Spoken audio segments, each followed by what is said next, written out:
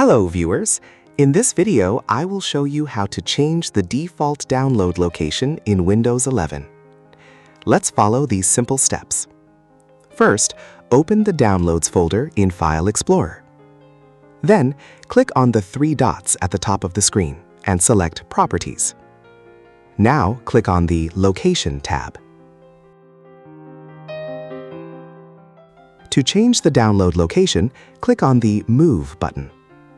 Now, select any folder or location where you want to save your downloaded files. For example, I am selecting the D drive.